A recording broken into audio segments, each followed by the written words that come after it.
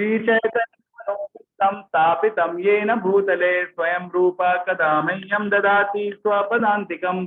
वन्देऽहं श्रीगुरो श्रीयुतापदकमलं श्रीगुरून् वैष्णवांश्च श्रीरूपं साग्रजातां सहगना रघुनाथान्वितं तं सजीवं सावद्वैतं सावधूतं परिजनसहितं कृष्णचैतन्यदेवं श्रीराधा कृष्णपादान् सहगना ललिता श्रीशाखान्वितांश्च। नमो विष्णुपादाय कृष्णप्रेष्ठाय भूतले श्रीमते भक्तिवेदांत स्वामिनिति नामिने। नमस्ते सारस्वते देवे गौरवाणी प्रचारिणे निर्विशेष शून्यवादी पाश्चात्यदेशतारिणे। नमो महावदन्याय कृष्णा प्रेम प्रदायते कृष्णाय कृष्ण चैतन्य नामिने गौरतुते नमः। हे कृष्णा करुणा सिंधु दीनबंधु जगतपते गोपेश गोपिका कांत श्रीराधा कांत नमोस्तुते। सप्त कांचन गौरांगी श्रीराधे वृंदावनेश्वरी वृषभानुसुते देवी प्रणमामि हरिप्रिये। वाञ्छाकल्पतरुभ्यश्च कृपा सिन्धुभ्येव च पतितानां पावनेभ्यो वैष्णवेभ्यो नमो नमः। जय श्री कृष्ण चैतन्य प्रभु नित्यानंद श्री अद्वैत गदाधर शिवासादि गौर भक्त वृंद। हरे कृष्णा कृष्णा कृष्णा हरे हरे हरे राम राम राम हरे हरे।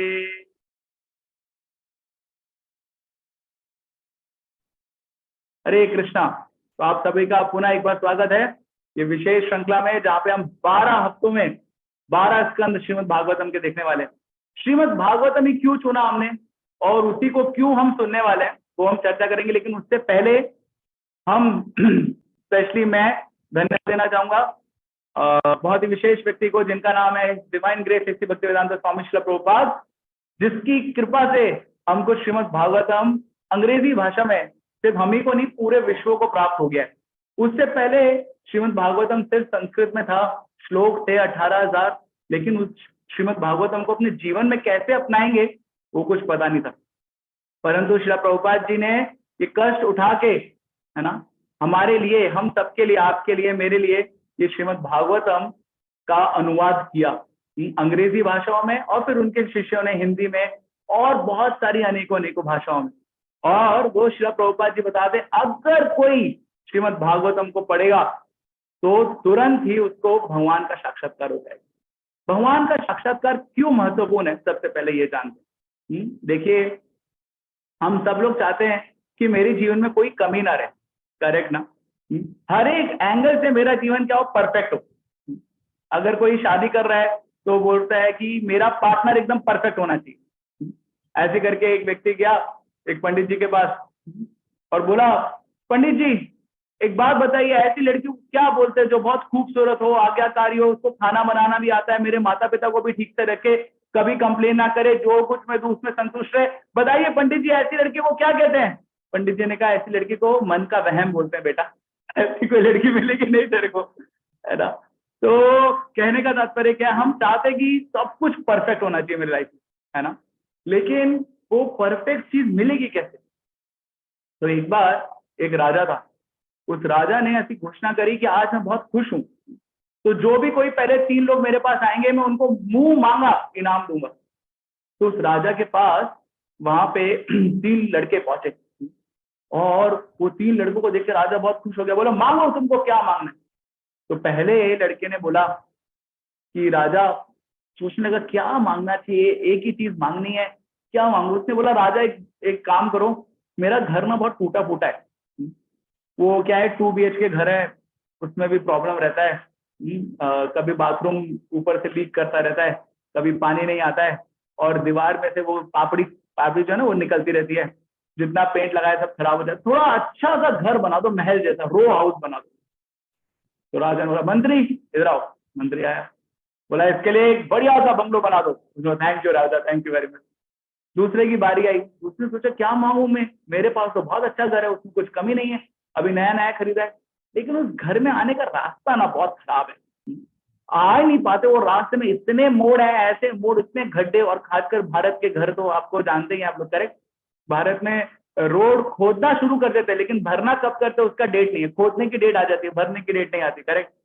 तो ऐसा सोचने के क्या करना चाहिए। तो उसने बोला कि मैं रास्ता बनवा लेता हूँ। उसने बोला, राजा एक ही रिक्वेस्ट है, मेरे घर पे आने का जो रास्ता है ना वो बना दो प्लीज, वो अच्छे से बन जाएगा ना, पूरा टेंशन खत्म हो जाएगा। इतने रिलेटिव आते सब बोलते तुम्हारे घर के रोड में इतने गड्ढे हैं, है ना। तो राजा ने बोला मंत्री इसके लिए रास्ता बना दो। तो मंत्री ने बोला ठीक है, जो हुक्म राजा। तीसरा वाला अभी अटक गया, क्या करूं, मेरा तो घर भी अच्छा नहीं है, रास्ता भी अच्छा नहीं, क्या करना चाहिए, है ना। तो उसने बहुत दिमाग लगा के उसने बोला राजा मैं चाहता हूं कि एक बार आप मेरे घर पे डिनर पे आ जाओ, मैं आपको इनवाइट करना चाहता हूं, एक बार डिनर पे आ जाओ। राजा ने बोला मंत्री इसके घर में डिनर पे आ रहा हूं। अभी राजा ने बोला ऐसे किसी घर में नहीं आऊंगा, घर भी स्टैंडर्ड का होना चाहिए, करेक्ट। अभी प्राइम मिनिस्टर कोई लोकल होटल में तो ना जाएगा, वो तो अच्छे होटल में जाएगा। उसने बोला ये सबसे पहले इसका घर अच्छा करो, और रास्ता भी चाहिए, करेक्ट। हमारे कहीं पे भी प्राइम मिनिस्टर या प्रेसिडेंट आते हैं पूरी रोड नहीं बन जाती है, तो वैसे राजा ने बोला पूरी रोड नहीं बना दो, और भी जो कुछ सामान की जरूरत है वो सारा सामान वहां पे हो जाना चाहिए। और तुरंत ऐसा, ये जब उसको पता चला राजा ने ऐसा बोल दिया है, तो वो व्यक्ति बहुत खुश हो गया। क्यों? क्योंकि उसको सब कुछ क्या हो गया, अपने आप प्राप्त हो गया, क्योंकि उसने राजा को इनवाइट कर दिया। तो वैसे ही जब हम अपने जीवन में भगवान को इनवाइट कर लेंगे ना, तो फिर परफेक्ट चीजों को ढूंढने की जरूरत नहीं है, सारी चीजें ऑटोमेटिकली परफेक्ट जैसा बिहेव करेगी। वो परफेक्ट होंगी नहीं, लेकिन हमारी जो एक्सपेक्टेशन है वो फुलफिल हो जाएगी। तो जो श्रीमद् भागवतम पुराण है जिसको आज हम पढ़ने जा रहे हैं, संक्षिप्त में हम ऊपर ऊपर से देखेंगे, और ये 12 हफ्ते जो जो भक्त लोग इसको बहुत ही गंभीरता से अच्छे से इसको पूरे को पढ़ेंगे, हमारे साथ बने रहेंगे, फिर उनके लिए हम और गहराई वाला एक और कार्यक्रम शुरू करेंगे 12 हफ्तों बाद। और जो लोग वीडियो ऑन करेंगे उनको स्पेशल प्राइज देंगे, है ना। तो वीडियो ऑन करने वालों के लिए स्पेशल प्राइज है भाई, अब देख लीजिए, है ना। आपको क्या करना है, स्पेशल प्राइज चाहिए या नहीं चाहिए, देखिए कोई फर्क नहीं पड़ता हम कहाँ पे बैठे हैं, क्या कर रहे हैं, लेकिन अगर आप वीडियो ऑन करेंगे ना तो क्या होगा, जो वक्ता है उसको लगेगा कि वो किसी व्यक्ति से बात कर रहा है, नहीं तो मेरे को लगेगा कि मैं अल्फाबेट से बात कर रहा हूँ, और मैंने अल्फाबेट पढ़ ली है अपनी नर्सरी यूकेजी एलकेजी जो भी क्लास है ना। तो अभी मेरे को आप प्लीज रिपीट मत कराइए ABCDEFGH, है ना। तो हम धन्यवाद देंगे जिन जिन लोगों ने अभी अपना वीडियो ऑन किया है। तो आइए हम लोग प्रारंभ करते हैं भागवतम में। भागवतम पढ़ने से पहले हम पहले सुनते हैं कि वो भागवतम जिसको हम चर्चा करने जा रहे हैं उसका क्या महत्व है। तो श्रीपाद सनातन गोस्वामी कृष्ण लीला स्तव करके लिखा है, उसमें श्रीमद् भागवतम का उन्होंने गुणगान किया है। तो ये गुणगान आपके समक्ष में प्रस्तुत करता हूँ। वो बोलते हैं सर्वशास्त्राब्द पीयूषा सर्व वेदैक सत्फला सर्व सिद्धांत रत्नाढ्य सर्वलौकिक दिक्प्रदा सर्व भागवत प्राणा श्रीमद् भागवतो प्रभो कली ध्वांतोदितीत्य श्री कृष्ण परिवर्तिता। बहुत सुंदर श्लोक उन्होंने लिखा है। हम सब भी सोच रहे होंगे कि भागवत ही क्यों पढ़ना है, और ये भागवत का ही सार क्यों पढ़ना है, इतनी सारी किताबें हैं। आप में से कुछ नौजवान लोग हैं जो किसी कंपटीशन के एग्जाम की तैयारी कर रहे हैं, तो वो सोच रहे होंगे न्यूज़पेपर पढ़ा दो वो अच्छा रहेगा, है ना। किसका कातिल कौन है, किसके खून में किसने मारा, ये सारी चीजें थोड़ा अच्छा रहेगी। ये क्या भागवत पढ़ा रहे हो, आउटडेटेड हो चुके हैं, इससे कुछ फायदा मिलने वाला नहीं है जी, नहीं। तो सभी के लिए सनातन गोस्वामी बताते हैं कि श्रीमद् भागवतम क्या है। बोल रहे सर्वशास्त्राब्द पीयूष। सर्वशास्त्राब्द पीयूष मतलब जब सारे शास्त्रों को आप समझ लीजिए एक समुद्र के समान है, उस समुद्र को तो मंथन करेंगे तो जो प्रकट होगा वो है श्रीमद् भागवत। सर्ववेदी का सत्फला, सारे शास्त्र का जो वो एक पेड़ के समान है, और उस पेड़ का जो फल है पका हुआ फल वो है भागवत।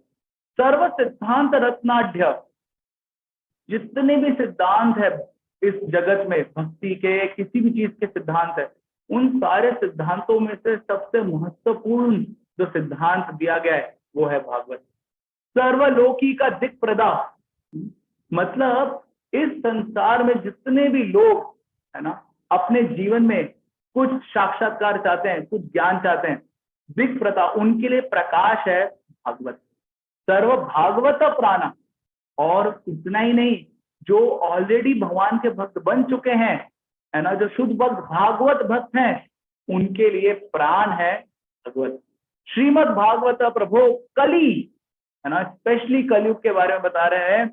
ये जो कलयुग में जितने भी कलमश हैं जीवन में लोगों के, जिसकी वजह से परफेक्ट चीज नहीं मिल रही है, वो सारी चीजों को ध्वंस करने के लिए है श्रीमद् भागवतम। क्यों इतने सारे गुण क्यों है श्रीमद् भागवतम में? क्योंकि श्री कृष्ण परिवर्तित था। जी हाँ, कृष्ण ही है जो भागवत के रूप में प्रकट। जब कृष्ण भगवान ये धराधाम छोड़ के चले गए तो सब लोग सोच रहे थे कि अरे, ऋषिगण पूछे कि भगवान चले गए, अभी धर्म की रक्षा कौन करेगा? तो उस समय ऐसा श्लोक आता है कि कैसे कृष्ण स्वधाम उपगते धर्म ज्ञानादि भीतः कलौ नष्ट दृशामेशाम पुराणार्को अधुनोदिता। जब कृष्ण अपने धाम चले गए, भगवत धाम, उस समय इस संसार में धर्म की स्थापना करने के लिए किसका प्राकट्य हुआ? भागवत का प्राकट्य हुआ। जैसे आप में से बहुत सारे भक्तों के वीडियो का प्राकट्य हो गया, तो बहुत बहुत धन्यवाद जिन्होंने वीडियो ऑन किया है ना। और जो ऑन करने वाले हैं उनके लिए भी धन्यवाद, और जिन्होंने नहीं किया उनके लिए कुछ नहीं कहेंगे हम, है ना। तो ऐसा करके श्रीमद् भागवत का प्राकट्य हुआ है। अब ये जो भागवत है, सिर्फ ये सारी जो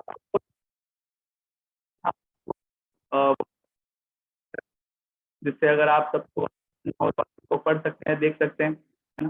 तो श्रीमद् भागवतम की तुलना की गई है भगवान कृष्ण के शरीर से। देखिए समय थोड़ा कम है, इसलिए हम उसको थोड़ा संक्षिप्त में लेंगे, पूरा श्लोक नहीं पढ़ेंगे। आशा करते हैं अभी मेरी आवाज थोड़ा क्लियर आ रही है। तो भागवतम की तुलना की गई है भगवान कृष्ण के शरीर से, क्योंकि अगर भागवतम कृष्ण ही भागवतम के रूप में प्रकट हुए हैं तो फिर भागवतम कृष्ण के जैसे होनी चाहिए ना। फिर कैसे है वो? तो बताते हैं, भागवतम में 12 स्कंद, जिसमें से पहला और दूसरा स्कंद भगवान के 2 चरण कमल है।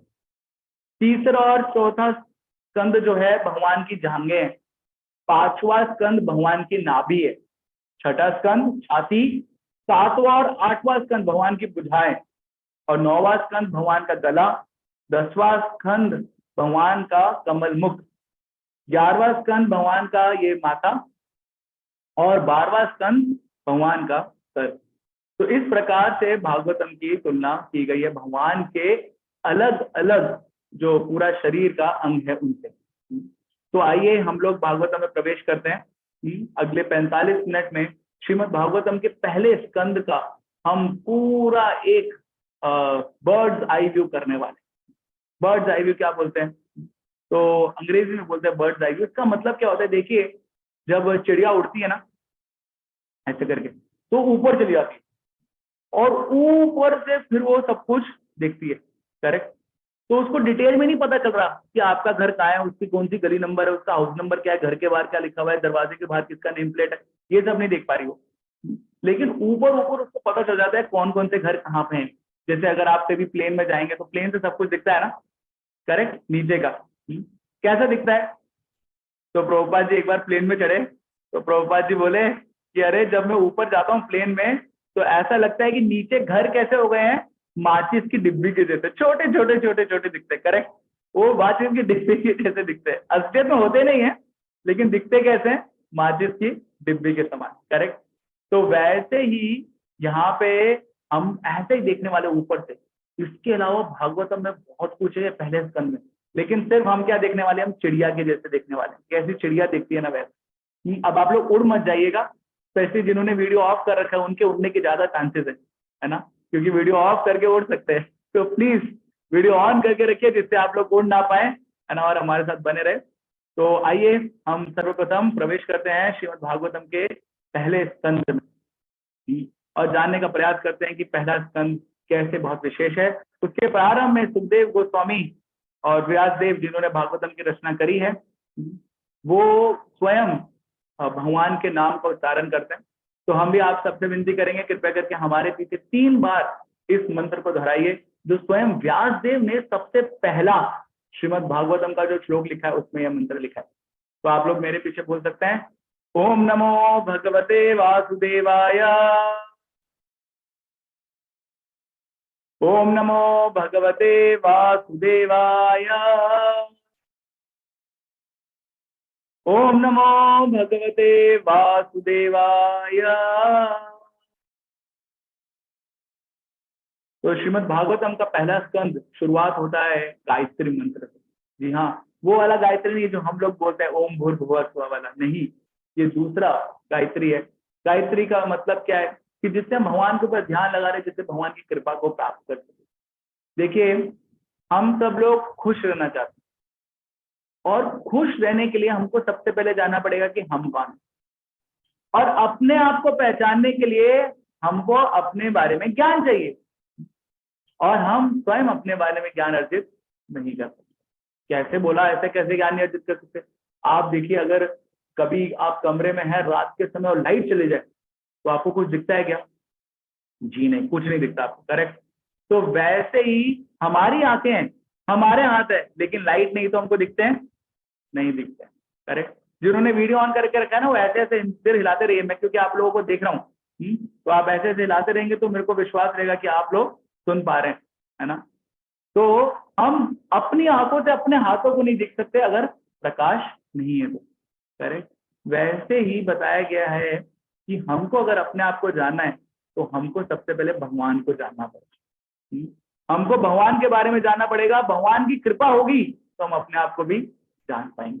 और इसलिए श्रीमद् भागवतम के प्रारंभ में व्यासदेव जो हैं, सर्वप्रथम वसुदेव भगवान है ना, ओम नमो भगवते वासुदेवाय नमः, मतलब प्रणाम कर रहे हैं उन भगवान वासुदेव को, जो वसुदेव के पुत्र हैं वासुदेव, उनको प्रणाम कर रहे हैं व्यास, क्योंकि उनकी कृपा होगी तो हम ये सारे शास्त्र को समझ पाएंगे और पढ़ पाएंगे। और उसके बाद व्यासदेव जो है एक श्लोक और लेते हैं श्रीमद् भागवतम का, जिसमें बताते हैं जो भागवत का ज्ञान है ये अमल पुराण है। अमल, अमल मतलब इसमें कोई मल नहीं है। अगर कोई सोचे कि भागवतम पढ़ के क्या मेरे को जॉब मिल जाएगी क्या, या फिर कोई सोचे शादी हो जाएगी क्या मेरी, है ना, या फिर कोई सोचे कि ये मेरी सासू माँ बहुत शोर मचाती रहती है, ये चुप हो जाएगी क्या भागवतम? ना ना, ये पल नहीं मिलने वाला आपको भागवतम से, है ना। भागवत से आपको क्या मिलने वाला है वो भागवतम में बताया गया। वो तीसरे श्लोक में बताते हैं आपको मिलने वाला है भगवान के प्रति भक्ति। जी हाँ, अगर आप भगवान के प्रति अपनी भक्ति को और बढ़ाना चाहते हैं तो श्रीमद् भागवत आपके लिए बनी है। और फिर व्यासदेव जी आगे जाके हमारी भागवतम की शुरुआत में बताते हैं कि भागवतम का कैसे, तो ये जो हम श्रीमद् भागवतम पढ़ते हैं इसका प्रारंभ होता है व्यासदेव द्वारा रचित 3 श्लोकों से, और उसके बाद तुरंत वो आ जाता है करने का 80,000 ऋषिगण देखेंगे लखनऊ, वहां पे 80,000 ऋषि मोस्ट कलयुग बात में उन्होंने डिसाइड किया 1,000 साल के यज्ञ करेंगे जिससे पूरा मानव समाज कल्याण हो। और उस मानव समाज के कल्याण, ओके, 7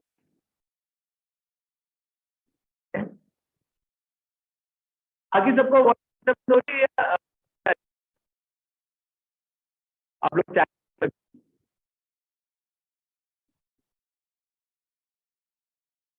ओके, वॉइस डिस्टर्बेंस हो रही है कुछ को, तो सही सुना, डिस्टर्बेंस है थोड़ी सी है, ठीक है मेरी नहीं कट रही है, कुछ लोगों को कट रही है, कुछ लोगों के लिए नहीं कट रही है, ठीक है। तो मेरे, अच्छा हाथ ऊपर करिए जिसके लिए वॉइस कट रही है। Oh voice, my God, now okay, ठीक है, थैंक यू। मेरा ऐसा टेक्नोलॉजी है, लेकिन वो 88,000 ऋषिगण थे, उनके लिए कोई नहीं था, कोई ऑनलाइन कनेक्शन नहीं था, लेकिन सबको आवाज सुनाई दे रही थी, है ना। ये देखो कलयुग का प्रभाव है ना। अभी इसमें क्या है, इतना इंटरनेट लगाओ फिर भी आवाज आती नहीं, तो अभी उसके लिए तो क्या कर सकते हैं, अभी ऊपर तो खैर 88,000 ऋषिगण इकट्ठे हुए में एक एक उनका अभी सारे मनुष्य जीवन का कुछ उद्धार हो। और उस समय उनके बीच में थे सुत गोस्वामी, तो उन्होंने सुत गोस्वामी के समक्ष 6 प्रश्न रखे, और प्रश्न जो है वो पूरी संपूर्ण श्रीमद् भागवत 12 स्कंद, जी हाँ, वो स्टार्टिंग में रखे गए वो 6 पूरी भागवत है, उनका उत्तर पूरी भागवत है। ठीक है, सबसे 6 प्रश्न क्या क्या है तो जाने तो।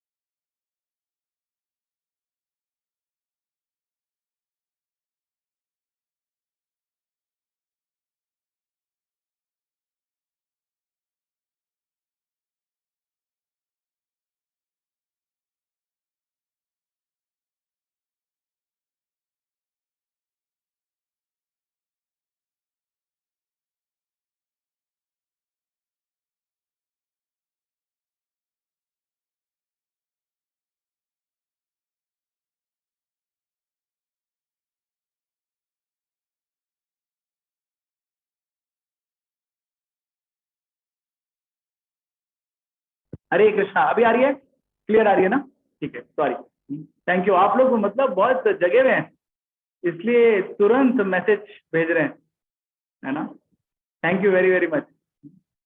तो देखिए, जो उन्होंने 6 प्रश्न पूछे उन ऋषिगण ने, वो 6 प्रश्न इस प्रकार से हैं जो आपके समक्ष हम अभी प्रस्तुत करने वाले हैं। और उन 6 प्रश्नों का उत्तर क्या है? पूरी भागवत पुराण है। तो क्या है वो 6 प्रश्न? पहला, मानवता के लिए सबसे ज्यादा अच्छा कार्य क्या है? और दूसरा प्रश्न, सभी शास्त्रों का सार क्या है? तीसरा, भगवान श्री कृष्ण क्यों प्रकट हुए? चौथा, भौतिक संसार के निर्माण के संबंध में भगवान ने क्या कार्य किया? पांचवा, भगवान के अवतारों की गतिविधियां क्या है? और छठा, भगवान श्री कृष्ण के इस ग्रह से अप्रकट होने के बाद धार्मिक सिद्धांत कहाँ चले गए, है ना? तो ये सारे प्रश्न जो थे वो ऋषियों ने पूछे सुद गोस्वामी से, कहा? नैमिषारण्य में। और फिर इसका उत्तर सुद गोस्वामी ने बहुत ही संक्षिप्त रूप में दिया। वो संक्षिप्त रूप क्या है? देखिए, मैं आपको संक्षिप्त रूप बता रहा हूँ। सबसे पहली चीज, मानवता के लिए सबसे अच्छा कार्य क्या है? अभी कोई पूछे सबसे अच्छा कार्य क्या है, तो हम बोलेंगे जी सबसे अच्छा कार्य है कि उनको ना रोटी कपड़ा मकान दे दो, सबसे अच्छा कार्य है ना? या फिर सबकी जॉब लगा दो, अरे यार बहुत आजकल कंपटीशन है, जॉब लगा दो, खत्म सब बात, है ना? और किसी बड़े व्यक्ति से पूछो तो बोलेगा अरे नहीं, शादी करा दो बस, आजकल शादियां नहीं हो रही है, बहुत मुश्किल हो रहा है शादी कराना, है ना? शादी करा दो, वो सबसे अच्छा कार्य। जी, हमारे लिए हिसाब से बहुत सारे अच्छे अच्छे कार्य हो सकते हैं, लेकिन वास्तविकता में सबसे अच्छा कार्य क्या है? तो उत्तर क्या दिया गया सुद गोस्वामी द्वारा कि यदि जीव स्वयं को स्वतः ही भौतिक इच्छाओं से मुक्त करें और कृष्ण के लिए अप्रेरित और निबद्ध सेवा में संलग्न हो, तो इस प्रकार से करी गई भगवान की शुद्ध भक्ति जो है वास्तविकता में सभी के लिए, सभी जीवों के लिए सबसे अच्छा कार्य है। और यही सारे जीवों को संतुष्ट करती है। जी हाँ, भगवान के लिए भक्ति सबसे अच्छा कार्य है, ये बताया खुद गोस्वामी ने। दूसरा प्रश्न था, सभी शास्त्रों का सार क्या है? तो उन्होंने बताया पूर्ण पुरुषोत्तम भगवान श्री कृष्ण के प्रति भक्ति सारे शास्त्रों का सार, इतना सब, बस यही पूरे शास्त्रों का मर्म है, उन्होंने बताया। ये भागवतम में आता है। फिर तीसरा प्रश्न था, भगवान श्री कृष्ण क्यों प्रकट हुए? तो सबको पता है वो फेमस श्लोक, यदा यदा ही धर्मस्य, है ना? भगवान श्री कृष्ण प्रकट हुए उन किस लिए? अपने भक्तों की रक्षा करने के लिए और धर्म का उत्थान करने के लिए, और जो अधार्मिक लोग थे उनका विनाश करने के लिए। उसके साथ एक और कारण बताया गया, वो है इस संसार के जीवों को अपनी तरफ आकर्षित करने के लिए। जी हाँ, भगवान कृष्ण ने आके इतनी सारी लीलाएं क्यों करी? भगवान को टाइम पास करना था क्या? जी नहीं, भगवान टाइम पास नहीं करते, भगवान पास टाइम करते हैं, हम लोग टाइम पास करते हैं, करेक्ट? तो भगवान ने इतनी लीला इसलिए करी क्योंकि हर किसी का Superman, Batman, he man, she man, ये सब फेवरेट होते हैं ना। भगवान ने कहा मैं सबका मैन बन जाऊंगा, एकदम पावरफुल मैन, है ना? और ऐसा लीलाएं करूंगा कि जो भी, जिसको जो भी चीज चाहिए वो मेरी लीला में उसको मिल जाएगा। तो अगर किसी को फाइटिंग चाहिए तो भगवान ने फाइटिंग किया, किसी को एडवेंचर चाहिए तो एडवेंचर भी किया, किसी को थोड़ा चोरी वगैरह करना देखना है वो भी किया है भगवान ने। किसी को लड़कियों के साथ घूम रहे हैं, वो भी लड़कियों के साथ भी घूमे भगवान। किसी ने देखा कि भगवान ने छल किया है, चीटिंग किया है, वो भी किया है उन्होंने, है ना। आप नाम लीजिए संसार में कौन सी मूवी आपको अच्छी लगती है, हॉरर मूवी भी उन्होंने करी है भगवान ने, है ना। तो भगवान को बेस्ट एक्टर आजकल वो बोल रहे हैं, वो नाटू नाटू को ऑस्कर मिला। तो भगवान को, भागवतम को ऑस्कर मिलना चाहिए एक्चुअली, क्योंकि सारी लीलाएं उसके अंदर है ना। तो ऐसे करके भगवान बता रहे हैं कि इससे क्या होगा, मेरे भक्त लोग क्या हो गए, मेरी तरफ आकर्षित हो जाएंगे। फिर बाकी जो प्रश्न है, चौथा प्रश्न था कि भौतिक संसार में भगवान ने निर्माण में क्या कार्य किया।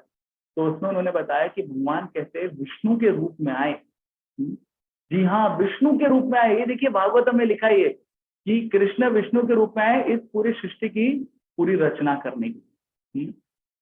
और उस प्रकार इस जो पूरी सृष्टि में जीव हैं, उनको अलग अलग उनके मानसिकता के अनुसार शरीर प्रदान करने के लिए कार्य किया।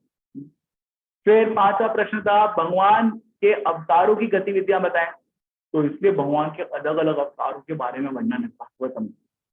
लेकिन सारे अवतारों में से जो सबसे प्रमुख अवतारी हैं, सारे अवतारों के स्रोत, वो कृष्ण भगवान, उनका भी वर्णन है विस्तार रूप से। और छठा प्रश्न था कि भगवान के जाने के बाद धर्म और ज्ञान ने कहाँ पे शरण ली। तो वो कहाँ ली है, श्रीमद् भागवत पुराण में। जी हाँ, और इसलिए श्रीमद् भागवत पुराण का एक श्लोक आता है, जिस श्लोक को बताते हैं कि वो श्रीमद् भागवतम का परिभाष सूत्र है। देखिए परिभाष सूत्र क्या होता है। परिभाष कि अगर आपको भागवत को समझना है तो उस श्लोक को समझना अनिवार्य है। अगर उस श्लोक को आप नहीं समझेंगे तो श्रीमद् भागवतम नहीं समझ पाएंगे। और उस श्लोक को आप समझ लीजिए, और बाकी कोई भी श्लोक आप समझ रहे हैं, वो सारे श्लोक में ये वाला श्लोक हमेशा सत्य होना ही चाहिए। उसको बोलते हैं परिभाषा सूत्र। और वो श्लोक क्या है, वो ये है, बताते हैं। एतेषां सकला पुंस कृष्णास्तु भगवान स्वयं इंद्रियाणि व्याकुलं लोकम मृडयन्ति युगे युगे। जी हाँ, वो बताते हैं एते च अंश कला पुंसाम। जो भी कुछ अवतारों के बारे में बताया गया है इस भागवत में, वो सारे भगवान के क्या है, कुछ कला या भगवान के ही अवतार कह लीजिए। भगवान के अवतार है, किसके, कृष्ण के।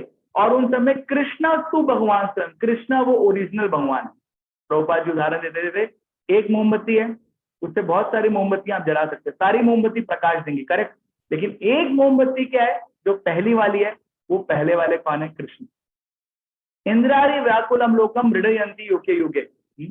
और ये बताते हैं कि अलग अलग लोग जो है अपने अपने मानसिकता के हिसाब से भगवान को समझ रहे हैं, लेकिन जो नास्तिक लोग हैं वो कभी भगवान को नहीं समझ सकते हैं, सिर्फ आस्तिक लोग ही भगवान को समझ सकते हैं। तो इस प्रकार से उन्होंने श्रीमद् भागवतम का परिभाषा सूत्र बताया। अभी उसके बाद आइए हम लोग और थोड़ा अंदर गहराई में प्रवेश करते हैं। वो गहराई में क्या प्रवेश है, जैसे ये 6 प्रश्नों का उत्तर सुना, किन्होंने, वो 88,000 ऋषियों ने। किससे, सुध गोस्वामी से। तो उनको लगा यार तो बड़ा इंटरेस्टिंग चीज बता रहे हो तुम, है ना, थोड़ा और थोड़ा एक्सप्लेन करो। अभी मुझे पता है आप में से कुछ भक्त लोग बोल रहे हो कि नहीं ज्यादा मत एक्सप्लेन करो, बहुत हो गया लेकिन कोई बात नहीं, अभी वो ऋषिगण पूछ रहे तो बताना ही पड़ेगा, करेक्ट।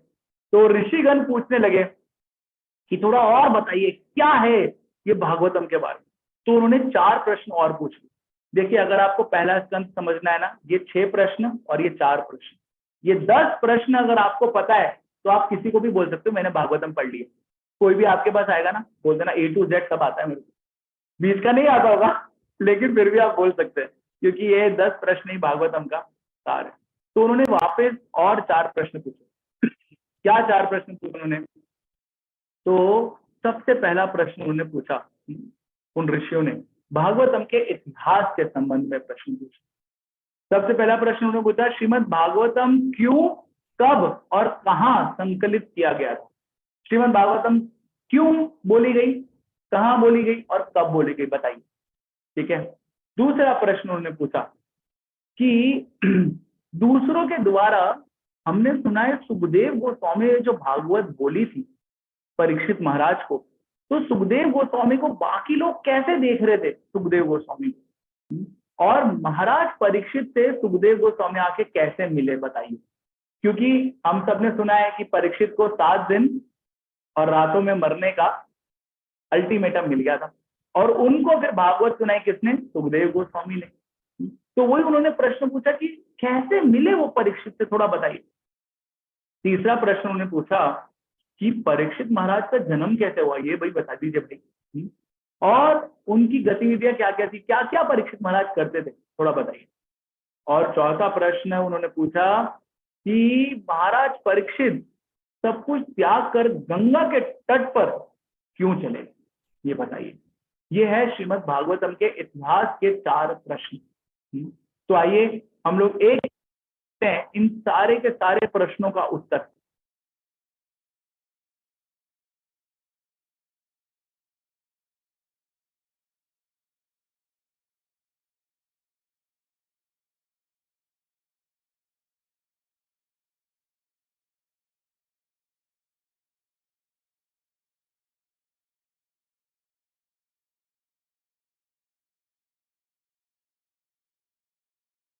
कुर्सी की पेटी बांध के रखिए और उसके साथ साथ अपनी वीडियो ऑन करके रखिए, जिससे कि आपको सब सुनाई दे अच्छे से, है ना। और इंटरनेट कनेक्शन के ऊपर भरोसा रखिए, ठीक है। तो तो आइए हम लोग चलते हैं एक एक करके इन सारे प्रश्नों का उत्तर ढूंढने के लिए। सबसे पहला प्रश्न जो था वो है कि श्रीमद् भागवतम क्यों, कब और कहाँ संकलित किया गया था। तो देखिए श्रीमद् भागवतम पुराण है, यस यस यस करेक्ट दीपमाला जी। तो अभिमन्यु के उत्तरा के पुत्र थे, करेक्ट है ना, परीक्षित महाराज, ऐसा दीपमाला निगम जी ने प्रश्न पूछा। तो श्रीमद् भागवतम कहाँ पे बोला गया, कैसे बोला गया, तो उसके लिए शुरुआत होती है श्रीमद् भागवतम के पहले स्कंद के 4थे अध्याय। उसमें बताते हैं कि कैसे व्यास देव जी, अभी व्यास देव जी कौन है हमको समझना चाहिए, बहुत ही उन्होंने कृपा करके हमारे ऊपर बहुत ही बड़ा कार्य किया। क्या बड़ा कार्य किया था, देखिए ये फोटो में आपको दिख रहे ब्रह्मा जी है, सबसे पहले रेड कलर की फोटो, वो ब्रह्मा जी के मुंह से सारे वेद निकले। वो वेद कहां से मिले ब्रह्मा जी को, भगवान ने उनको दिए। कृष्ण ने ब्रह्मा जी को सारा ज्ञान दिया वेदों का, और ब्रह्मा जी ने अपने मुंह से बोल दिया। अब बोलने के बाद वो सारा ज्ञान था पूरे आकाश में, और किसी को भी लेना था ज्ञान तो उसको ढूंढना पड़ता था, कहाँ है भाई ज्ञान, कहाँ है, कौन सा ज्ञान दूं, मेरे लिए कौन सा ज्ञान है, ऐसा था। तो जैसा ये दूसरी आपको पिक्चर में दिख रहा है, बहुत सारे रंग बिरंगे पत्थर एक साथ, वैसे ही वो ज्ञान था जो ब्रह्मा जी ने दिया वेदों का। लेकिन व्यास देव ने देखा कि कलयुग के लोग आ रहे हैं, ये लोगों को चैप्टर चैप्टर दे दो तब भी नहीं पढ़ पाते हैं, तो इनके लिए मेरे को खुद ही लिखना पड़ेगा, और कहाँ ये आकाश में से कैसे अपने ऊपर रिसीव कर लेंगे। आजकल देखो कोई भी तरंग आती है तो हमको उसके लिए मोबाइल फोन चाहिए, करेक्ट, उस तरंग को कैप्चर करने के लिए। वैसे व्यासदेव ने सोचा कि ये लोग आकाश में वेदों का ज्ञान है कैसे सीख पाएंगे, तो मैं इनको लिख देता हूँ और विभाजित करके अलग अलग तरीके से लिख देता हूँ, और वो अलग अलग तरीके से विभाजित करके लिख दूंगा तो ये सब लोग समझ पाएंगे। तो उन्होंने क्या किया, ये सारे पत्रों को अलग अलग रंग के हिसाब से अलग अलग उन्होंने विभाजित कर दिया। यानी सारे वेदों को हम सुनते ना, ऋग्वेद, सामवेद, यजुर्वेद, अथर्ववेद, ये सारे 4 वेदों में विभाजित करके उन्होंने वेदों को लिख दिया। उतना ही नहीं, व्यासदेव ने सोचा कि इसके साथ साथ कहानियां भी लिखनी चाहिए, तो कहानियां उन्होंने लिखी पुराणों में, तो उन्होंने 18 पुराण लिखे। उसके अलावा उन्होंने सोचा कि भाई कुछ लोग चाहेंगे ना कि एकदम संक्षिप्त में कुछ बता दो, ये सारा इतना बड़ा बड़ा वेदों को पढ़ने का अपने को जमता नहीं ना, तो उन्होंने वेदांत सूत्र लिख दिया। वो वेदांत सूत्र कितना बड़ा है, वो बहुत छोटा सा वेदांत सूत्र, मतलब सारे वेदों का सार, अगर आप उसको प्रिंट आउट निकालेंगे तो एक पन्ने के आगे पीछे आ जाएगा, बस वो पूरे वेदांतों का सार है वेदों का। लेकिन एक एक शब्द को पढ़ेंगे खोलेंगे तो जिप फाइल है, बहुत सारे उसमें चीजें निकलती रहेगी, इतना समझ नहीं पाएंगे। ऐसे करके व्यासदेव ने दिया। लेकिन इन सबके बाद भी व्यासदेव क्या थे, ना खुश। ऐसा मुंह दिख रहा है उनका, है ना फोटो, वो खुश नहीं थे। क्यों, उनको भी नहीं पता चल रहा था क्यों खुश नहीं है।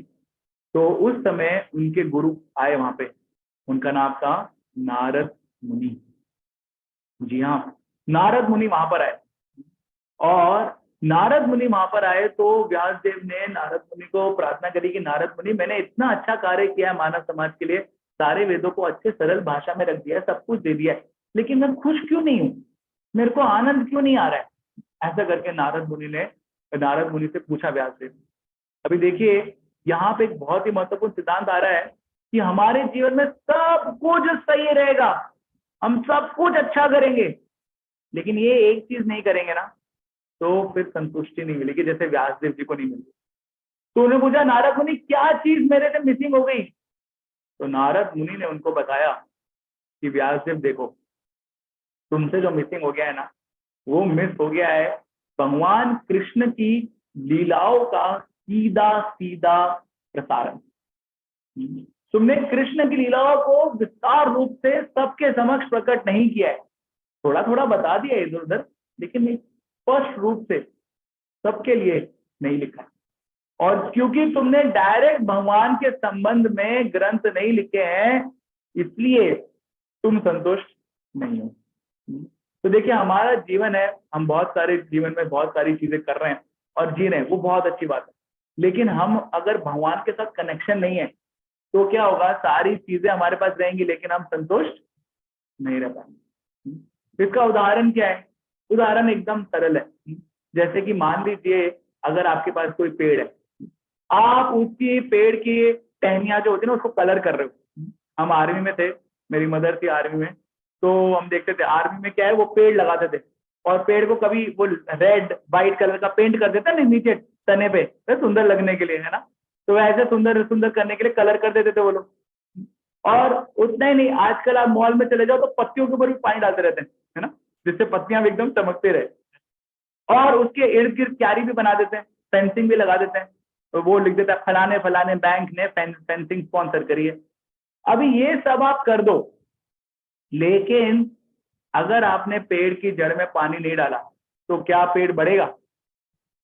क्या पेड़ संतुष्ट रहेगा? अरे चेहरा तो ऐसे से हिलाइए कम से कम। हाँ, तो पेड़ कभी संतुष्ट नहीं रहेगा, वो मर जाएगा। उसी प्रकार से जीवात्मा है, वो बहुत कुछ कर रही है ना, बहुत अपने जीवन में समृद्धि प्राप्त कर रही है, सब कुछ शिक्षा ले रही है, बहुत अच्छी बात है, लेकिन भगवान के साथ कनेक्शन नहीं है ना, तो फिर संतुष्टि नहीं मिलेगी। वैसे हो गया व्यासदेव जी के साथ, उनका नहीं था भगवान के साथ कनेक्शन, डायरेक्टली उन्होंने किया। तो नारद मुनि ने फिर अपनी कथा सुनाई व्यासदेव जी को, और अपनी कथा सुनाते हुए उन्होंने बताया कि देखो, मैं ऐसे ही नहीं नारद मुनि बन गया, है ना। मैं क्या था, मैं पहले एक छोटी सी निम्न योनि में था। कौन सी निम्न योनि में थे? तो नारद मुनि बताते, जो मेरा पिछला जन्म था, उसमें एक मेरी माँ थी, वो अलग अलग लोगों के घर में जाके काम करती थी, और उनका मैं पुत्र था। मेरे पिता कौन थे मेरे को पता नहीं, कौन से कुल में मैंने जन्म लिया ये मेरे को पता नहीं था। परंतु फिर उन्होंने बताया कि एक बार मेरे घर में कौन आए, भक्ति वेदांत यानी भगवान के भक्त आए, और उन्होंने क्या किया, वहां पे उन्होंने भागवत पाठ वगैरह किया, और मेरे को उनकी सेवा करने का मौका मिल गया। मैंने उनको प्रसाद खिलाया, उनका जो झूठा बचा हुआ था मैंने खा लिया, और उनसे मैंने सुना भगवान के बारे में। बस उतनी देर में क्या हुआ, वो लोग चले गए। 4 महीने बाद मेरी माँ, वो भी जंगल में चली गई, उनको सांप ने डस लिया, वो मर गई, और मैं छोटा सा बालक वहीं रह गया। क्या करूं, मेरे सामने पूरी दुनिया थी, मैं चाहता तो डर सकता था सारी दुनिया से, लेकिन वो जो भक्त लोग थे उन्होंने मेरे को भगवान का ज्ञान दे दिया। तो मैं भगवान का नाम लेते रहा, भगवान का स्मरण करते रहा, और फिर मेरे को नया जीवन मिल गया। और वो जीवन किसका था? नारद मुनि बजाए वीणा राधिका रमन नामे। तो नारद मुनि ऐसे भक्त हैं, हर एक पुराण में, हर एक स्कंद में आपको मिल जाएगी, करेक्ट। और लोग क्या है ना, उनका जब ड्रामा करते हैं, हमारे स्टूडेंट लोग भी ड्रामा करते हैं, कभी कभार नारद मुनि बनते हैं, तो बहुत हंसी मजाक में कहते हैं नारायण नारायण। हमको लगता है कैसे जोकर जैसे, नहीं जोकर नहीं है वो, है ना, बहुत बड़े भक्त है भगवान के। कभी आप ऐसे गलती से समझ लोगे ना, तो फिर आप जोकर बन जाएंगे, ये समझ लीजिए, है ना। तो ऐसे है नारद मुनि। तो नारद मुनि ने बताया, भाई मेरे को भी ऐसी कृपा मिली तब जब मैंने भगवान के बारे में सुना। तो फिर ये समझ गए व्यासदेव, और नारद मुनि ने उनको अंत में बताया ये श्लोक में देखिए, यहाँ पे श्लोक भी दिख रहा है, ये सत्य है कि योग पद्धति के द्वारा इंद्रियों को वश में करने के अभ्यास से मनुष्य को काम तथा लोक की चिंताओं में से राहत मिल जाएगी, किंतु इससे आत्मा को संतोष प्राप्त नहीं होगा, क्योंकि यह संतोष भगवान की भक्तिमय सेवा से ही प्राप्त किया जा सकता है। उन्होंने बोला भगवान की भक्ति तुम डायरेक्ट नहीं बताओगे ना भगवान के बारे में, तब तक नहीं होगा। तो फिर व्यासदेव को लगा भाई भागवत क्या करनी चाहिए, लिखनी चाहिए। तो सारे शास्त्र वगैरह लिखने के बाद उन्होंने क्या किया, अंत में क्या लिखा, भागवतम लिखी। तो इसका मतलब सारे शास्त्रों का जो अंत में निचोड़ है, वेदांत सूत्र का भी जो निचोड़ है, वो श्रीमद् भागवतम हम सबके पास प्रकट है। तो जो और फिर उसके बाद ऐसा वहां पे बताया गया पहले प्रश्न का उत्तर कि भागवतम कैसे प्रकट हुई। दूसरा प्रश्न था, वो क्या था कि दूसरों के द्वारा सुखदेव गोस्वामी को कैसे देखा गया और महाराज परीक्षित के साथ उनकी मुलाकात कैसे हुई। तो ये मैंने अलग अलग फोटो लगाई है, इन फोटो के बारे में आपको संक्षिप्त में बताता हूँ क्या क्या हुआ। देखिए क्या हुआ, अभी जब उन्होंने पूछा कि परीक्षित महाराज और सुखदेव गोस्वामी कैसे मिले, भाई व्यासदेव ने तो लिख दिया भागवत, लेकिन सुनाई किसने भागवत, सुखदेव गोस्वामी ने परीक्षित को सुनाई, तो वो कैसे सुना पाए। तो जब ये प्रश्न पूछा गया सुध गोस्वामी से, याद रखिए 88,000 ऋषि का नैमिषारण्य में पूछ रहे, किससे, सुध गोस्वामी से प्रश्न। तो सुध गोस्वामी ने डायरेक्ट उत्तर देने से पहले उन्होंने ये बताना शुरू किया कि परीक्षित महाराज का जन्म कैसे हुआ। तो देखिए इस दूसरे प्रश्न का उत्तर देने के लिए उन्होंने भगवान के प्रेममयी भक्तों के बारे में बताना शुरू किया, भगवान का और भक्तों के बीच में क्या प्रेम है। तो देखिए भागवतम के पहले स्कंद से ही हमको भागवतम का जो संदेश है वो मिलना शुरू हो जाता है। वो क्या है, भक्त और भगवान के बीच में प्रेम किसको बोलते हैं। तो सबसे पहले प्रेम की कथा सुनाते हुए उन्होंने बताया कि कैसे महाभारत का युद्ध समाप्त होने के बाद अर्जुन तो था, अर्जुन और पांडवों के जो पुत्र थे उनको अश्वत्थामा ने मार दिया, और अर्जुन को बहुत क्रोध आया। अर्जुन गया अश्वत्थामा को पकड़ने के लिए, जब अर्जुन गया अश्वत्थामा को पकड़ने के लिए तो अश्वत्थामा ने अर्जुन के ऊपर ब्रह्मास्त्र चला दिया। अर्जुन घबरा गया, अरे भाई क्या करना ब्रह्मास्त्र का। कृष्ण ने बोला, कृष्ण भी उस समय थे अर्जुन के साथ, बोले अर्जुन तुम भी ब्रह्मास्त्र चलाओ, एक ब्रह्मास्त्र को दूसरा ब्रह्मास्त्र क्या कर सकता है, कैंसिल कर सकता है। अर्जुन ने ब्रह्मास्त्र चलाया और अश्वत्थामा वहां पे धराशायी हो गया। अश्वत्थामा को पकड़ के लाया और द्रौपदी के सामने उसको खड़ा कर दिया और बोला देखो तुम्हारे 5 पुत्रों को मारा है, बताओ इसको मार दिया जाए या छोड़ दिया जाए। याद आया, फिल्मी डायलॉग मत याद करिए आप लोग। लेकिन पूछा क्या करना चाहिए, तो एक तरफ भीम थे, कृष्ण थे, बोले थे मार दो मार दो। दूसरी तरफ द्रौपदी थी, युधिष्ठिर महाराज थे, वो बोल रहे थे मत मारो मत मारो। क्यों, द्रौपदी बोल रहे थे हमारे गुरु का ही पुत्र है, मेरे पुत्र मर गए लेकिन कृपि है ना, उनका पुत्र है अश्वत्थामा, उसका एक पुत्र मर जाएगा, कृपि के पास कोई नहीं बचेगा, तो कृपि कितना रोएगी, मत मारो। भीम बोल रहे मारना ही चाहिए, खून का बदला खून से लेंगे। तो अभी अर्जुन समझने लगे क्या करना है ना। तो अर्जुन ने क्या किया, अर्जुन ने अश्वत्थामा को बेइज्जत कर दिया। कैसे, उसके आधे बाल काट दिए, मूछे मूछे काट दी, जिससे अश्वत्थामा क्या हो गया, क्योंकि कोई क्षत्रिय है ना उसके लिए बेइज्जती करना उसकी मृत्यु से भी ज्यादा बड़ा दंड है। तो मृत्यु भी हो गई, मृत्यु नहीं भी हुई। उसके बाद बताया सुध गोस्वामी ने कि कैसे भगवान ने जब ये सब कर दिया, अर्जुन को अश्वत्थामा को पकड़वा दिया, सब कुछ हो गया, फिर भगवान जाने लगे कहाँ पे, वापस अपने घर द्वारका, है ना।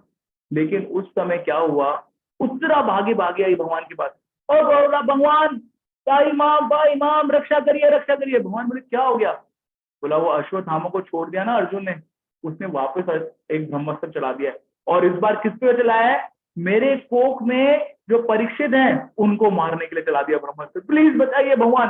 तो भगवान क्या हुए, अंगूठे के जितने साइज के हो गए, इतने साइज के, और उत्तरा के गर्भ के अंदर प्रवेश कर गए और अपनी कौमुदी गदा लेकर उन्होंने ब्रह्मास्त्र को वहां पे निष्फल कर दिया। और ये निष्फल करते हुए परीक्षित महाराज ने कोख में ही उत्तरा के अपने माँ के देखा, ये कौन है भाई, इतने सुंदर और इतना तेज प्रकाश निकल रहा है, इतने सुंदर है ये। और उन्हीं सुंदर व्यक्ति को ढूंढने के लिए जब परीक्षित बाहर निकले अपनी माँ की कोख से, तो हर एक व्यक्ति को देखते थे और बोलते थे ये है क्या वो सुंदर व्यक्ति, ये है क्या वो सुंदर व्यक्ति, और हर एक व्यक्ति की परीक्षा लेते थे, इसलिए उनका नाम पड़ा परीक्षित। उसके बाद भगवान ने परीक्षित को बचाने के बाद अब भगवान ने सोचा अब मैं जाता हूँ, है ना, बाय बाय टाटा हो गया। उसी समय कुंती महारानी आ गई, कुंती पांडवों की माँ। वो बोलने लगे अरे भगवान मत जाओ प्लीज, आप अगर हमारे साथ है तो हमारे ऊपर कोई विपत्ति नहीं है। अभी देखिए सारे ये जो कौरव लोग थे ना, ये लोग तो मर गए, इनके कुछ जो फ्रेंड बचे होंगे ना, ये लोग हमारे साथ बदला लेने के लिए आएंगे, भगवान प्लीज मत जाइए आप। तो कुंती महारानी ने प्रार्थना करनी शुरू कर दी। भगवान ने सुना, थोड़े दिन और रुके, फिर बोला अब मैं जाता हूँ कुंती, अब मैं जाता हूँ, है ना। तो फिर सब जाने लगे। उस समय क्या हुआ, युधिष्ठिर महाराज रोने लगे। क्यों? युधिष्ठिर महाराज को लगा ये सारे युद्ध का जो एक लौता व्यक्ति जिम्मेदार मैं हूं, मेरे वजह से इतने लोग मर गए, है ना, मेरे को राज्य चाहिए था इसलिए इतने लोग मर गए। अरे कहाँ उनको राज्य चाहिए था, तो भगवान ने बोला अर्जुन को लड़ाई कर भाई। लेकिन ये भक्त का स्वभाव होता है, वो भक्त सोचता है कि संसार में जो भी कुछ बुरा हो रहा है वो मेरे कारण हो रहा है, जो भी कुछ अच्छा हो रहा है वो भगवान के कारण हो रहा है। तो युधिष्ठिर महाराज ने सोचा कि सब मेरे वजह से मर गए, दुखी हो गए, और व्यास देव के पास लेके गए युधिष्ठिर को। व्यास देव से भी संतुष्ट नहीं हुए युधिष्ठिर। भगवान ने खुद समझाया, कृष्ण ने, युधिष्ठिर नहीं माने। फाइनली युधिष्ठिर महाराज को लेके गए भीष्म पितामह के पास। भीष्म पितामह सरशैया पे लेटे हुए थे, और वहां पे उन्होंने युधिष्ठिर महाराज को उपदेश दिया कैसे राजकाट करना चाहिए। और उन्हें बताया युधिष्ठिर तुम चिंता मत करो, ये सब कुछ जो पूरा महाभारत का युद्ध हुआ है इसके पीछे किसकी इच्छा है? भगवान कृष्ण की इच्छा है, क्योंकि वो तुमको राजा बनता हुआ देखना चाहते थे, और मैं अंत में भगवान का दर्शन करना चाहता हूँ। और भगवान का दर्शन करके भीष्म पितामह ने अपना शरीर त्याग दिया। फिर उसके बाद भगवान कृष्ण हस्तिनापुर वासियों से बोला अब मैं जा रहा हूँ, अब मेरे को मत पूछना, द्वारका में जा रहा हूँ, है ना। और उस समय हस्तिनापुर वासियों से भगवान ने आज्ञा ली और फिर गए हस्तिनापुर छोड़ के। उस समय सारे पांडव भगवान के साथ आगे तक गए उनको छोड़ने के लिए, हस्तिनापुर के बाहर तक। फिर भगवान द्वारका में आए। तो भगवान द्वारका में आ रही है, देखिए नीचे फोटो आपको दिख रही है ना, फोटो देखते रहिए।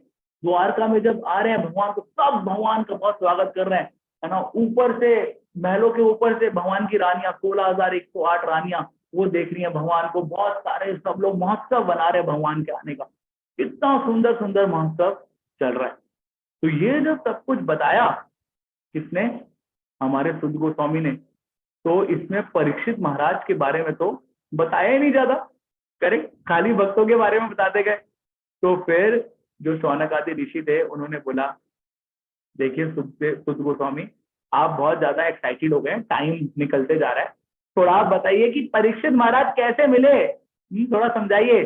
तो फिर उन्होंने जो उनका तीसरा प्रश्न था उसका उत्तर देना कारण। तीसरा प्रश्न था कि महाराज परीक्षित का जन्म कैसे हुआ और उनकी गतिविधियां क्या। तो वो प्रश्न का उत्तर देने से पहले सुध गोस्वामी ने सोचा थोड़ा बैकग्राउंड बता देता हूँ। बैकग्राउंड क्या हुआ? बैकग्राउंड हुआ जो युधिष्ठिर महाराज हस्तिनापुर में थे, तो राजा तो कौन थे? धृतराष्ट्र थे। उन्होंने राजकाट नहीं संभाला युधिष्ठिर, उन्होंने बोला राजा आप ही हैं धृतराष्ट्र। लेकिन धृतराष्ट्र जो थे उनके भाई विदुर, विदुर आए धृतराष्ट्र के पास, और विदुर को उन्होंने समझाया कैसे व्यक्ति हो तुम, हैं, जैसे कुत्ता जो है किसी और के फेंके हुए खाने पे जिंदा रहता है, वैसे तुम पांडवों के फेंके हुए खाने पे जिंदा हो, छोड़ दो ये राजकाज, चलो चले जाओ यहाँ से। तो धृतराष्ट्र को लग गया यार सही में मैं तो दूसरों के खाने पे जिंदा हूँ। धृतराष्ट्र उसी समय उठ के चले गए हरिद्वार की तरफ, और वहां पे जाके उन्होंने जंगल में गए, और ये देखिए दूसरी फोटो में समझ में आ रहा है, उन्होंने भगवान के ऊपर ध्यान लगाया और अग्नि प्रज्वलित करी अपने अंदर से और चले गए। उनके साथ साथ गांधारी साइड में खड़ी है, वो भी चले गई। ये सब हो रहा था वहां पे। उसी समय क्या हुआ, परीक्षित महाराज के बारे में वर्णन। परीक्षित महाराज का वर्णन बहुत ही संक्षिप्त रूप में वर्णन देते हैं। क्या वर्णन देते हैं? वो बताते हैं कि कैसे उस समय परीक्षित महाराज जब थे, घूम रहे थे, तो परीक्षित महाराज से पहले जब धृतराष्ट्र और गांधारी चले गए, तो जो युधिष्ठिर महाराज थे उनको पता चला कि अरे धृतराष्ट्र चले गए, उनको बहुत बुरा लगने लगा, और उनको आकाश में कुछ अपशगुन दिखने लगे। अपशगुन मतलब गधों का रोना शुरू हो गया, ऊपर बादल गरज रहे थे लेकिन वर्षा नहीं कर रहे थे, और गाय जो थी उनके पेट में जो बच्चा था उसका गर्भपात हो गया। ऐसे अपशगुन उनको दिखाई देने लगे। तो युधिष्ठिर महाराज सोचने के भाई क्या हो गया है ना। वहीं पर ही क्या हुआ, ये जो आखिरी फोटो में आप देख रहे हैं, अर्जुन कृष्ण को द्वारका तक छोड़ के वापस आए। उतने में क्या हुआ, युधिष्ठिर महाराज को लगा कि अपशगुन दिख रहे हैं, जरूर कुछ ना कुछ अनहोनी हो गई। और उन्होंने अर्जुन से पूछा, अर्जुन बताओ सच सच क्या हुआ। अर्जुन ने बताया कि जब मैं कृष्ण को द्वारका में लेके गया और कृष्ण को वहां छोड़ा, तो कृष्ण ने बोला अब मैं इस संसार में अपनी लीलाओं को क्या कर रहा हूँ, समाप्त कर रहा हूँ। अब मैं जा रहा हूँ वापस अपने गोलोक वृंदावन धाम, टाटा बाय बाय। और भगवान चले गए ये धराधाम को। ये देख के युधिष्ठिर को बहुत दुख हुआ, क्या भगवान चले गए। युधिष्ठिर ने बोला मैं भी जा रहा हूँ, मेरे को भी कुछ राजकाट करने की जरूरत नहीं। युधिष्ठिर चले गए हिमालयों की तरफ। आज भी आप जाएंगे बद्री के आश्रम के ऊपर, अपर बद्री है, वहां गए थे सारे पांडव एक एक करके। युधिष्ठिर गए, उनके पीछे भीम ने बोला मैं भी जा रहा हूँ अपने भाई के पीछे। भीम भी गए, अर्जुन ने बोला मैं भी, फिर नकुल, सहदेव और फिर द्रौपदी, ये सब लोग चले गए कहाँ पे, हिमालय की तरफ, सब राजकाट छोड़ के, क्योंकि भगवान के बगैर भक्त का क्या काम। और फिर परीक्षित महाराज को बनाया गया राजा। युधिष्ठिर महाराज ने परीक्षित महाराज को राजा बनाया। और एक बार की बात है, अब ये गतिविधियां बता रहे हैं परीक्षित की, एक बार की बात है, परीक्षित जो थे वो अपने राजकाट में घूम रहे थे।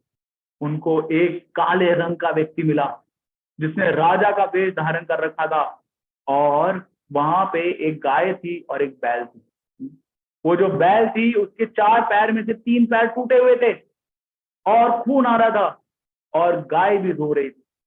जी हाँ, ये जो बैल था ये था धर्म का प्रतीक, धर्म का प्रतीक, और गाय जो थी वो भूमि की प्रतीक थी, है ना। परीक्षित महाराज ने पूछा, हे धर्मराज, बैल क्या हुआ, किसने आपकी ऐसी दुर्गति करी है। उन्होंने उत्तर नहीं दिया। उन्होंने बोला भाई मैं नहीं बताऊंगा।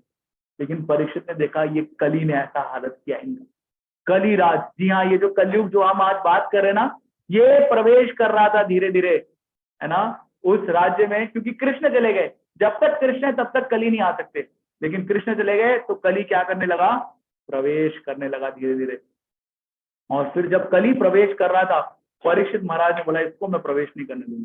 देखिए कली क्या है, कली एक क्या है ना, एक व्यक्ति भी है, कली राज बोलते हैं, और अपना राज्य भी वो फैलाता है। तो उस व्यक्ति को परीक्षित महाराज ने पकड़ लिया और उसको मारने के लिए तलवार निकाली। उसी समय उसने शरण ली परीक्षित की और बोला मत मारो मत मारो, मैं भी तुम्हारे राज्य का एक व्यक्ति हूँ, मेरे को शरण दो। परीक्षित ने बोला तुम्हारे लिए कोई शरण नहीं है इस राज्य में। उन्होंने, लेकिन मैं कहाँ जाऊंगा तुम्हारे राज्य, पूरा जगत ही तुम्हारा राज्य, कहीं तो शरण दो। तो फिर परीक्षित महाराज ने बोला 4 जगह तुम शरण ले सकते।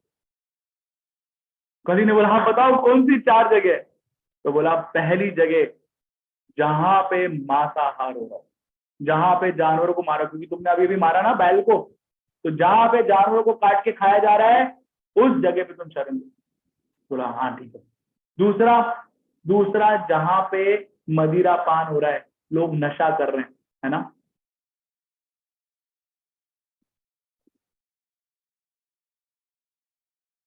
तो पहली जगह शरण आपको समझ में आ गया, करेक्ट, जहां पे मांसाहार हो रहा है। हाँ जी, दीपमाला निगम जी, परीक्षित अभिमन्यु के पुत्र थे, करेक्ट। तो लेकिन अभिमन्यु मर गया था ना चक्रव्यूह में, करेक्ट, ऐसा। तो यहाँ पे अभी परीक्षित ने बताया कि सबसे पहली जगह कहाँ शरण ले सकते हो, जहां पे मांसाहार हो रहा है। दूसरा कहाँ शरण ले सकते हो, जहां पे नशा हो रहा है। और तीसरा वहां शरण लो जहां पे जुआ खेला जा रहा है। और चौथा वहां शरण लो जहां पे अवैध संबंध बनाए जा रहे स्त्री पुरुष के बीच। कली ने बोला ये तो बहुत अच्छी चीज है, लेकिन कली ने बोला आपके राज्य में तो ये सारी चीजें हो ही नहीं रही है, तो मैं कहाँ रहूंगा, कोई तो जगह तो ये सारी चीजें हो ही नहीं रही। क्योंकि परीक्षित महाराज क्या है, भगवान के आदेशों के अनुसार अपना राज्य चला रहे थे, तो ये सारी चीजें हो ही नहीं रही थी वहां पे। तो फिर परीक्षित ने बोला ठीक है, जहां पे जरूरत से ज्यादा सोने का यानी धन का एकाग्रता हो जाए, वहां पे भी तुम शरण ले सकते। तो इसलिए हम देखते हैं जैसे किसी के पास जरूरत से ज्यादा धन आ जाता है और भगवान की सेवा में नहीं लगाता है, तो क्या होता है, कली की शुरुआत हो जाती है, करेक्ट। वो देखो कितने भी बड़े बड़े लोग हो, फिर वो भाइयों भाइयों के बीच में लड़ाई झगड़ा हो जाता है, करेक्ट। फिर वो प्रॉपर्टी का बंटवारा, ये वो, आप सब लोग मेरे से ज्यादा जानते हैं, करेक्ट। तो ऐसे करके परीक्षित महाराज ने उनको वो शरण दी। और इसी से इस्कॉन में श्रील प्रभुपाद जी ने, है ना, जो भी भक्त लोग हैं उनको बताया कि 4 नियमों का पालन करेंगे तो हमारे जीवन में भी कली प्रवेश नहीं कर पाएगा। पहला, नशा नहीं करना है, जुआ नहीं खेलना है, मांस नहीं खाना है, अवैध स्त्री संबंध या पुरुष संबंध नहीं करना। इसके बाद क्या हुआ, ये तो बता दिया परीक्षित महाराज की गतिविधियों के बारे में। अभी चौथा प्रश्न था कि परीक्षित महाराज सब कुछ छोड़ के गंगा के तट पे क्यों गए, क्योंकि वहीं पर ही मिले किससे, सुखदेव गोस्वामी से। तो उसका उत्तर देते हुए, चौथे प्रश्न का उत्तर देते हुए सुद गोस्वामी बताते हैं कि एक बार परीक्षित महाराज जंगल में विहार कर रहे थे, वहां पे उनको बहुत प्यास लगी। एक ऋषि थे, उनका नाम था समीक ऋषि। उनके आश्रम में वो प्रवेश किए और वहां पे समीक ऋषि बैठे थे ध्यान में। परीक्षित महाराज आए, इतने बड़े राजा आए, ऋषि उठ के पानी तक नहीं पूछे। तो परीक्षित महाराज को गुस्सा आ गया और उन्होंने मृत सांप को उनके गले में लपेट दिया और ये करके परीक्षित वहां से चले गए। तब ये खबर समीक ऋषि के पुत्र श्रृंगी को मिली, तो श्रृंगी ने बोला उस राजा की इतनी मजाल, मेरे पिता के ऊपर उसने मृत सांप लपेट दिया। तो श्रृंगी ने उनको श्राप दे दिया परीक्षित महाराज को कि 7 दिन बाद आज से तक्षक नामक सांप आके तुमको डसेगा और तुमको मृत्यु हो जाएगी। जी हाँ, ये श्राप दे दिया। अभी जब ये श्राप दिया तो परीक्षित महाराज ने, वो तो राजा थे, उन्होंने समझाने की कोशिश नहीं करी, क्योंकि उनको पता चल गया कि इस परिस्थिति में मेरा कर्तव्य क्या है। इस परिस्थिति में मेरे को क्या करना है, मेरे को भगवान की शरण देनी। और ये समझ के परीक्षित महाराज अपना सारा राजकाज अपने पुत्र वज्रनाभ को देके वहां से निकल गए और वज्रनाभ नहीं, सॉरी, जन्मजय को देके वहां से निकल गए। फिर वो आए गंगा के तट पर, ताल के पास, है ना, जो दिल्ली से आप हरिद्वार जाएंगे शुक्रताल पड़ता है, वहां पे वो मिले सुखदेव गोस्वामी से। तो जब वहां पे परीक्षित महाराज आए तो ऐसा बताते हैं कि सारे ऋषिगण, नारद मुनि, अंगिरा मुनि, सारे बड़े बड़े ऋषिगण पहले से ही वहां पे आ चुके थे, व्यास देव तक आ चुके थे, क्योंकि उनको पता चल गया था कि यहाँ पे कुछ महान चीज होने वाली है। और फिर वहां पे आए सुखदेव गोस्वामी नग्न अवस्था में और परीक्षित महाराज ने उनका आश्रय लिया। वो समझ गए कि भगवान की इच्छा है कि मेरे द्वारा भागवतम का प्राकट्य होना चाहिए। जी हाँ, हमारे जीवन में भी ना अलग अलग परिस्थितियां आती हैं, है ना, तो अलग क्या हमको सिखाती हैं, ये हमको जानना बहुत ज्यादा जरूरी है। तो भक्त हर एक परिस्थिति में देखता है कि भगवान का हाथ क्या है। इसलिए कोई भी हमारे जीवन में अच्छी या बुरी परिस्थिति आ रही है ना, खासकर बुरी परिस्थिति, तो हम 3 प्रकार से उसका प्रतिक्रिया कर सकते हैं। पहली प्रतिक्रिया किस प्रकार से कर सकते हैं, है ना, तो उसके लिए कथा आती है कैसे एक बार एक गुरु के पास एक शिष्य गया और उसने बोला, गुरुदेव ये बताइए कि सबसे अच्छा, है ना, सारी परिस्थितियों को सहने का क्या तरीका है। तो गुरुदेव ने बोला, शिष्य इधर आओ, एक बर्तन में पानी गर्म करो और एक आलू लेके आओ और एक ऊन का गोला लेके आओ और एक जड़ी बूटियां लेके आओ। और फिर उसने क्या किया, गुरु ने गर्म पानी में आलू को डाल दिया। थोड़े समय बाद आलू क्या हो गया, उबल गया और गुरु ने आलू निकाला और पिच करके पिचका दिया और बोला, ये वो लोग होते हैं जो कठिन परिस्थिति में टूट जाते हैं, लड़ाई नहीं कर पाते हैं और सोचते हैं मेरे लिए अभी जीवन खत्म हो गया, और कैसे होते हैं वो आलू के जैसे पिचक जाते हैं। ऐसा नहीं बनना है तुमको। फिर उन्होंने ऊन का गोला लिया, वो ऊन के गोले को डाला पानी में, ऊन के गोले को निकाला तो ऊन का गोला बहुत सख्त हो गया था, उसके अंदर पानी भर गया था ना। गुरु ने बताया ये दूसरे प्रकार के लोग होते हैं, जो परिस्थितियां उनके जीवन में विपरीत आती हैं तो वो बोलते हैं बस यही जीवन है, कठोरता, अब मैं भी सबके साथ कठोर रहूंगा, किसी के साथ अच्छे से व्यवहार नहीं करूंगा, है ना, कोई भी आए मेरे को किसी से मतलब नहीं है, वो कठोर हो जाते हैं। लेकिन फिर गुरु ने क्या किया, वो पानी में जड़ी बूटियां डाल दी और वो पानी के अंदर से खुशबू आने लगी, है ना। और फिर गुरु ने बताया ये तीसरे प्रकार के लोग होते हैं जो होते हैं भक्त, किसी भी परिस्थिति को अनुकूल बना देते हैं भगवान की भक्ति करने के लिए, और विपरीत से विपरीत परिस्थिति में भी खुशबू ला देते हैं किसकी, भगवान की भक्ति की। और ऐसा भक्त हमको बनना है और ऐसे ही भक्त बने परीक्षित महाराज।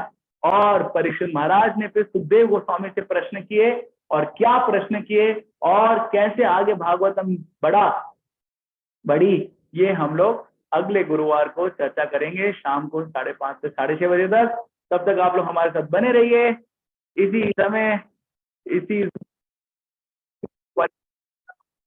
के साथ के लिए बहुत बहुत धन्यवाद।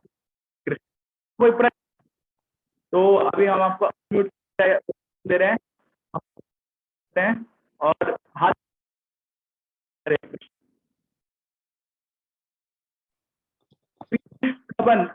आप अपना नाम कीजिए और कहाँ से हैं आप ये बताइए, फिर हम आपसे वो बात करेंगे ना। प्रभु जी माइक अनम्यूट करके बोलो या फिर चैट में। हेलो।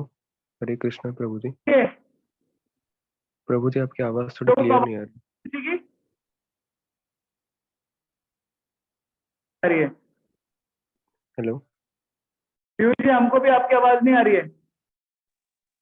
हरे कृष्णा प्रभु जी, अब आ रही है आवाज।